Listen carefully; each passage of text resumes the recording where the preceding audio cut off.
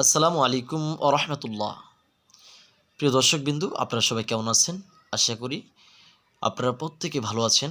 আপনাদের দোয়ায় আল্লাহ তাআলা আমাকেও সুস্থ রেখেছেন। প্রিয় দর্শকবিন্দু, আজকে আপনাদের সামনে খুবই গুরুত্বপূর্ণ একটি ভিডিও নিয়ে উপস্থিত হয়েছি। এই ভিডিওটি যদি আপনি শুরু থেকে শেষ পর্যন্ত দেখেন, তাহলে এই বিষয়টি সম্পূর্ণ বুঝতে পারবেন, একটি সুন্দর তদবির শিখতে পারবেন। এই তদবিরটি শেখার মাধ্যমে চাইলে আপনি অবৈধ প্রেম ভালোবাসাকে নষ্ট করে দিতে পারবেন। এক ভাই আমাকে প্রশ্ন করেছে যে অবৈধ প্রেম অবৈধ ভালোবাসাকে বিচ্ছেদ করার জন্য কোনো তদবির আছে কি না। প্রিয় দর্শকবিন্দু, অবশ্যই তদবির রয়েছে।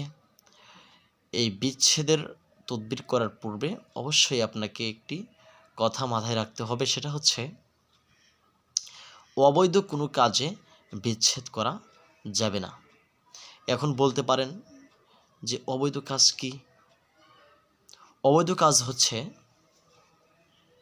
স্বামী এবং স্ত্রী, তারা দুজন ভালো সুসম্পর্ক রয়েছে, তাদের মধ্যে আপনি বিচ্ছেদ সৃষ্টি করে দিচ্ছেন।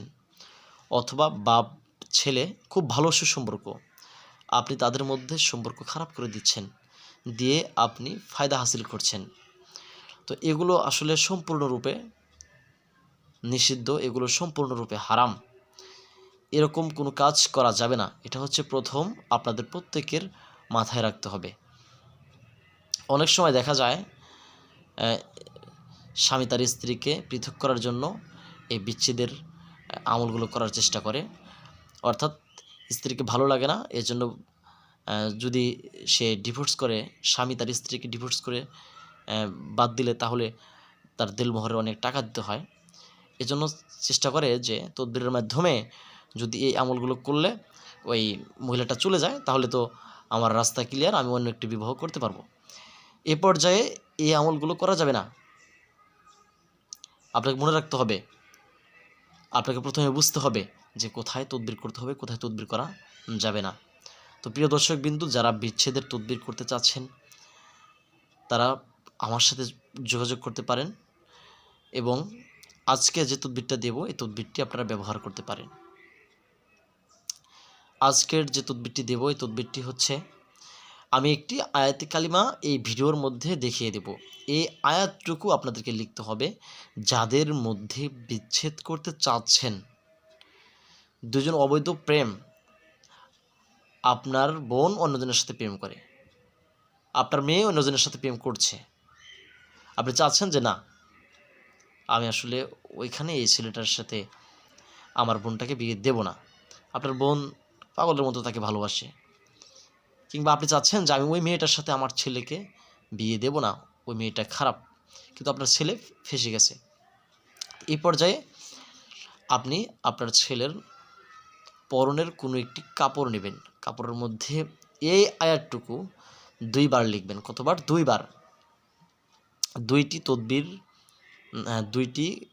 তদবির তৈরি করবেন, 2টি কাপড়ের মধ্যে লিখবেন। লেখার পর এরপর আপনারা ওই কাপড়টাকে অবশ্যই প্রথমে যে আয়াতে কালিমা আমি আপনাদেরকে স্ক্রিনে দিয়েছি, এই আয়াতে কালিমাগুলো 7 বার পাঠ করে 7টি ফুঁক দিবেন, অথবা 11 বার পাঠ করে 11 বার ওই কাপড়গুলোর মধ্যে ফুঁক দিবেন। দিয়ে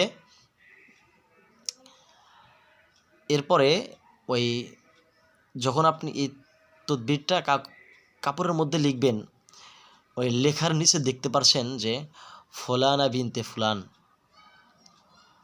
এখানে আপনি যার সাথে সম্পর্ক নষ্ট করতে চাচ্ছেন তার এবং তার বাবার নাম লিখবেন। এর পরের ফুলানার মধ্যে লিখবেন যে মেয়ে বা ছেলের সাথে সম্পর্ক নষ্ট করতে চাচ্ছেন, অর্থাৎ উভয়ের নাম লিখবেন, তার বাবা মার নাম এবং তার বাবা মার নাম, এবং ছেলের বাবা মার নাম। লেখার পর পুরাতন 2টি কবরের মাঝখানে এই 2টি তদবিরকে পুঁতে দিবেন। এই তদবির পুরাতন কবরের মাঝখানে, এই যে 2টি তাবিজ 2টা কবরের মাঝখানে, অর্থাৎ এখানে 2টা কবর রয়েছে, পুরাতন কবর, এর মাঝখানে আপনি একটা পুঁতে দিবেন। এরপরে অন্য একটা জায়গায় যেখানে 2টি কবর রয়েছে একসাথে পুরাতন, ওই কবরের মাঝখানে। ইনশাআল্লাহ আশা করা যায় অবৈধ ভালোবাসা, অবৈধ প্রেম বিচ্ছেদ ঘটে যাবে। প্রিয় দর্শকবিন্দু, এই তদবিরটি করার পূর্বে অবশ্যই আমার কাছ থেকে আপনারা পারমিশন নেবেন। পারমিশন না নিলে আপনি যদি তদবির করেন, তদবির করলে কিন্তু কোনো কাজে আসবে না। এখনও আরও একটা কথা হচ্ছে, আমরা ইতিপূর্বে বিভিন্ন সময় বিভিন্ন চিকিৎসা দিচ্ছি, বিশেষ করে যৌন সমস্যার চিকিৎসাটা দিয়ে আসছি। যাদের যৌন দুর্বলতা রয়েছে তারা চাইলে আমাদের সাথে যোগাযোগ করে যৌন সমস্যার সুপরামর্শ, সুস্বাস্থ্য এবং সুচিকিৎসা নিতে পারেন।